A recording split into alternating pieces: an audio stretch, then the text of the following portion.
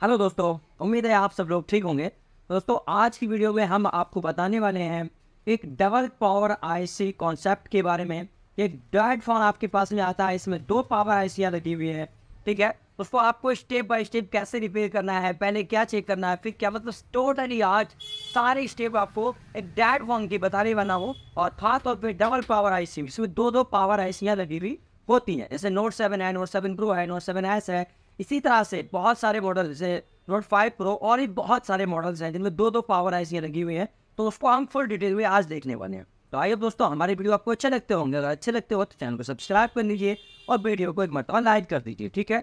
और एक स्पेशली बात आपको बताना चाहूँगा कि अगर आप एडमिशन कराना चाहते हैं तो हमारी मॉर्निंग वाली बैच जो है वो अब शुरू होने वाली है 10 तारीख से। मॉर्निंग वाली बैच, तो मॉर्निंग वाली बैच में अगर आप एडमिशन कराना चाहते हैं तो अपना एडमिशन करा सकते हैं, ठीक है। आपके पास मौका है अपनी शॉप पे एक एडवांस कोर्स करने का। आई होप दोस्तों हमारी बात आपको समझ आई होगी। तो शुरू करते हैं अपनी आज की वीडियो, ठीक है।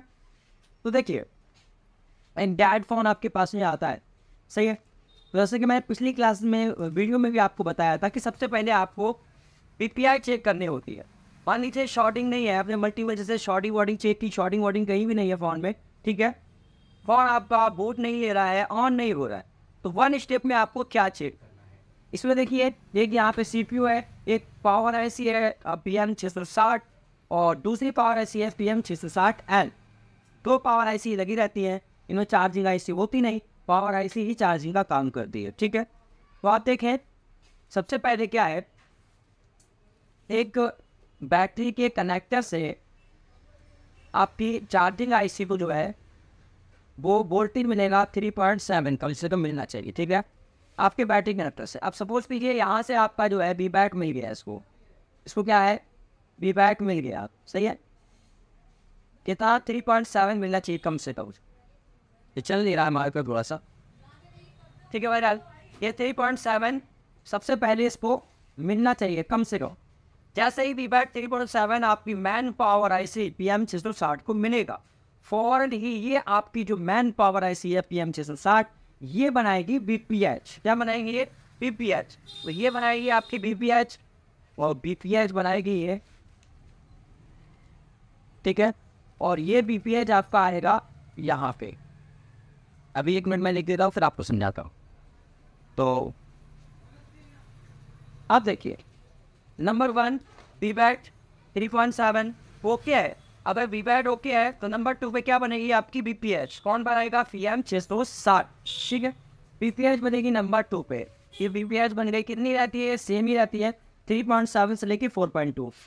ये PM660 ने BPH बनाई और ये कहाँ भेजी? आपकी PM660L को, जो कि आपकी दूसरी पावर आईसी, ठीक है, इसमें आएगी ये।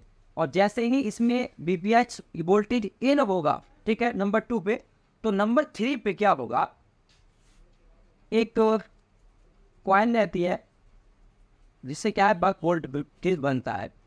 तकरीबन 1 वोल्ट के समथिंग होता है ये, ठीक है, 1.3 वोल्ट के समथिंग होता है। ये लॉर्ड केस पावर आईसी को ही आएगा, लॉर्ड केस पावर आईसी को ही मिलेगा, ठीक है।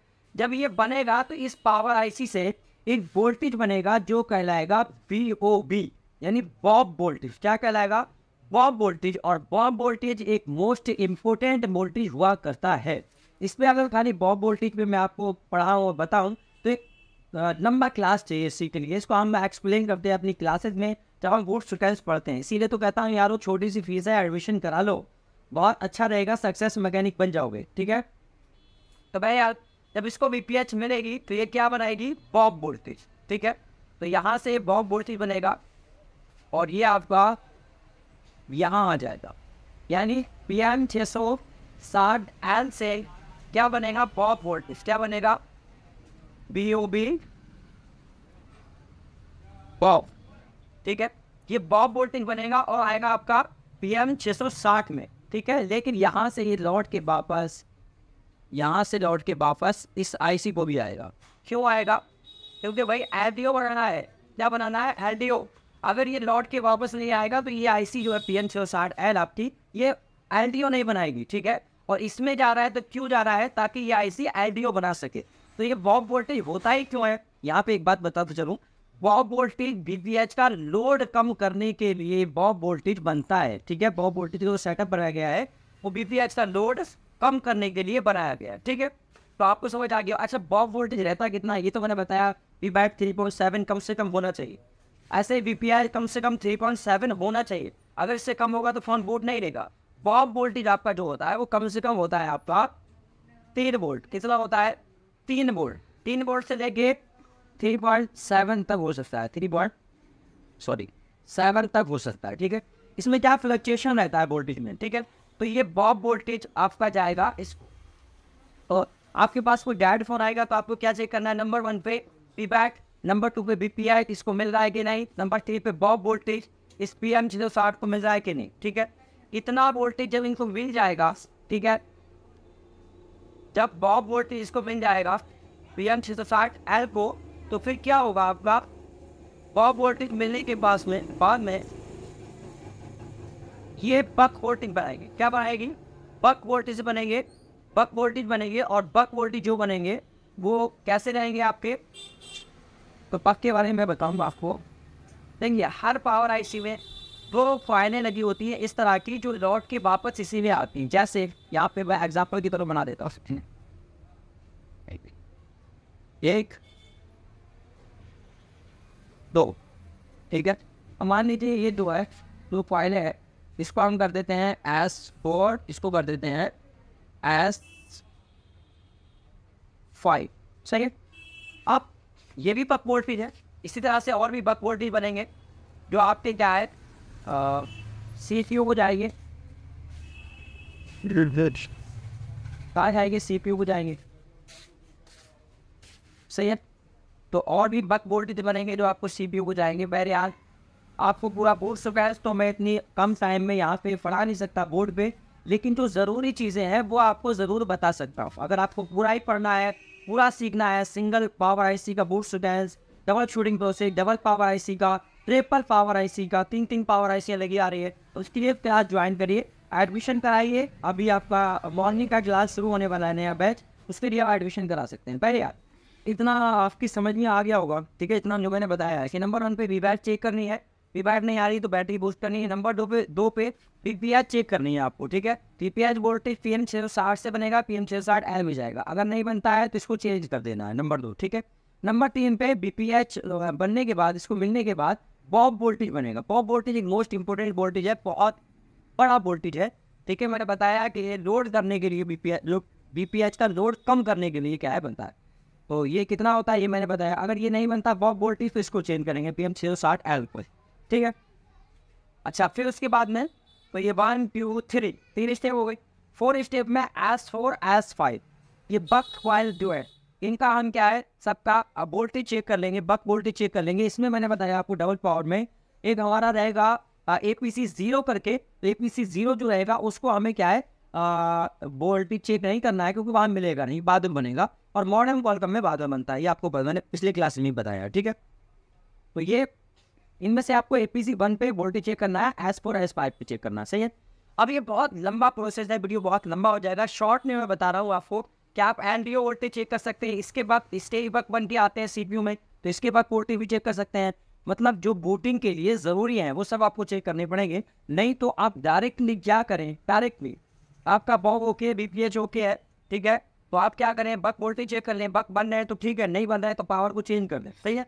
अगर बक बन रहे हैं उसके बाद भी ऑन नहीं हो रहा है तो NDO आपको चेक करने होंगे, और बक इसके भी चेक करने होंगे। इसके भी बक वो 5 कॉइल रहती है जो आती है यहाँ पे, ठीक है, अलग अलग पर्पज़ के लिए, तो इसके भी बक चेक करने हैं आपको। अगर बक वोल्टेज ओके है, फोन फिर भी डायड है, तो आप एक काम कीजिए, इस पावर आईसी से निकलता है PM पावर और रीसेट। क्या निकलता है?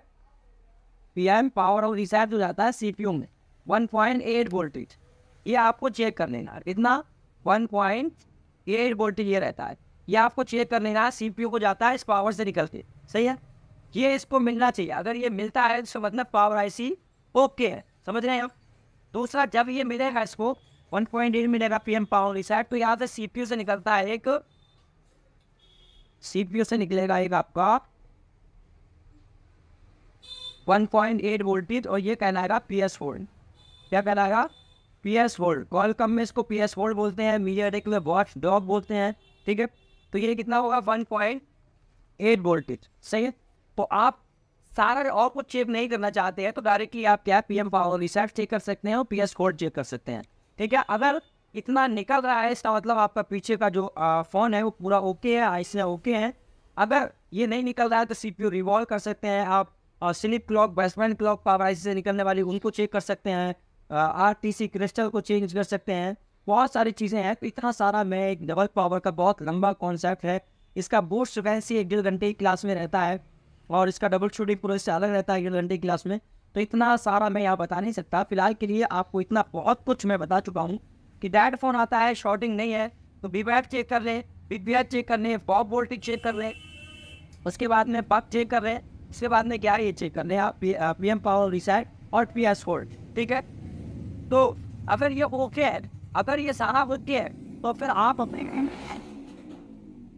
अगर ये सारा ओके है तो अपनी इमैमसी की तरफ देख सकते हैं। अपनी इमैमसी को क्या है, आप पोर्ट चेक कर सकते हैं। पोर्ट बन रहा है तो इमैमसी इशू है, ऑटो पोर्ट बन रहा है तो इमैमसी इशू है, ईडीएल पोर्ट बन रहा है तब भी इमैमसी इशू रहता है, और अगर इमैमसी निकाल के और फिर ऑटो पोर्ट बन रहा है तब भी आपका इमैमसी इशू है। तो बहरहाल अगर वॉचडॉग इसमें पीएस फोल्ड रहता है आपके कॉलकम में, अगर पीएस फोल्ड निकल रहा है इसका मतलब हमारा पीछे का सेक्शन सारा ओके है। तो आई होप एक छोटी सी नॉलेज थी तो मैंने आपको दी डबल पावर आईसी पे। एक बहुत बड़ा कॉन्सेप्ट है ये, घंटों घंटों के 2-2 क्लासेस होते हैं इस पे, तब जाके ये कवर होता है। तो यहाँ पे मैं सब कुछ नहीं बता सकता, लेकिन यहाँ जितना मैंने बताया आई होप आपकी समझ आया होगा।